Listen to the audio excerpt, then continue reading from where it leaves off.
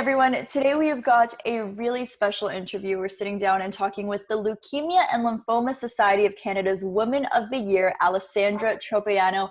Alessandra, welcome to TLN. How are you? Thank you so much for having me. I'm great. How are you, Camila?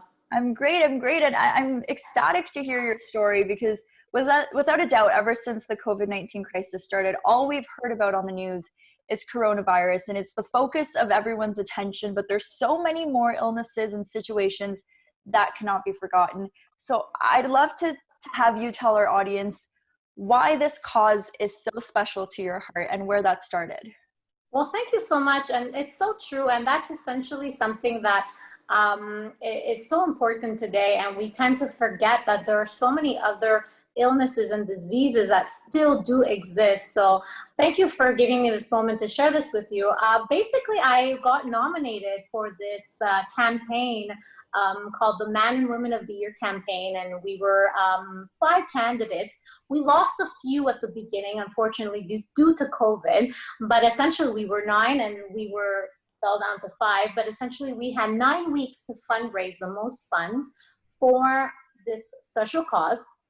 And in the end, the Man and Women of the Year winner would be announced. So I was able to raise $50,000 in just 9 weeks during a global pandemic. I did this in honor of my grandfather, whom we lost more than 25 years ago, unfortunately, due to leukemia. And it was just a perfect timing in my life where I needed a new focus, and I just had to challenge myself to basically do more for my community, and this nomination came at the perfect time. And so I did this also to spread awareness, because I feel like it is a cause that touches many, and we don't tend to hear too much about blood cancer, but it is an illness that exists, and it affects many families, especially of Italian descent, and that's something that I also felt the need to try to help towards, give back to my Italian community here in Montreal. Alessandra, $50,000 is no easy feat during a global pandemic where, of course, people are trying to cut back expenses, but obviously it's proven that this is something that mattered to you and something that you went out and really fought to achieve. What were some of the strategies, or who were some of the people that helped you get to this goal? I had colleagues from my work at Air Canada. We basically pushed ourselves to the limit, and we went with the whole cancer doesn't stop, and neither will we. And we truly went full force. We were selling hand sanitizers basically to raise money for this cause, and it was perfect timing, of course, because everybody needed hand sanitizers.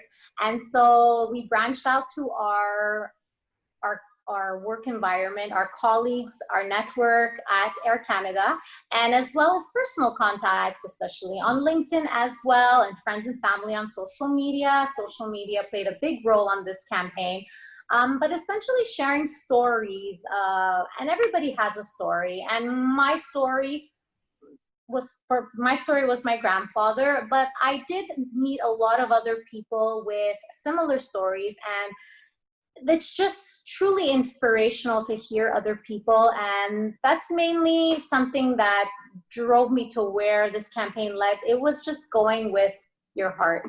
And when you put your heart first, great things happen. And I think that this is the result of an amazing campaign.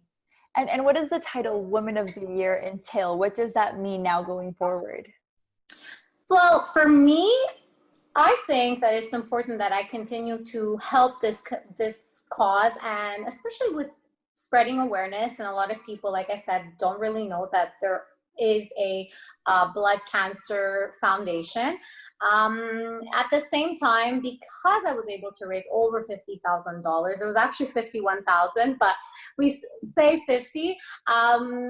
This was great for me because I was able to basically donate specifically to research, and my $50,000 went towards a research division for them specifically at the foundation, and I'll be able to every year be in touch with them and see how what progress they have had, and where they need more help. And I'm just really happy to be a part of something bigger, and trying to find a cure for blood cancer and all cancers is something that doesn't stop. So I'm truly honored to carry the title, but it's not even about the title, because essentially together as a team, we were able to raise over $150,000 in just 9 weeks. So it's just fantastic.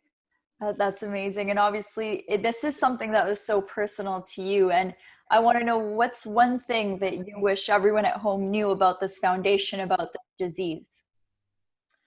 Well, every single region in Canada has a division for this foundation, and every year they actually have an amazing fundraiser called Light the Night, and it's a beautiful walk. This year, unfortunately, it's virtual, of course, but if you can get involved and experience the walk in wherever region you are in Canada, it is truly magical. And you walk for either a survivor, somebody that you've lost, or a patient that's struggling and trying to battle cancer.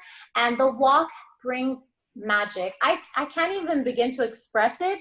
I got involved with Light the Night as a singer. So I was singing during the walk, where people would walk for whoever it was, and just the energy of the walk was incredible. So I hope that if you get the opportunity one day, when things do go back to normal and we do go back to our normal fundraising activities, do experience the Light the Night walk. It's absolutely wonderful.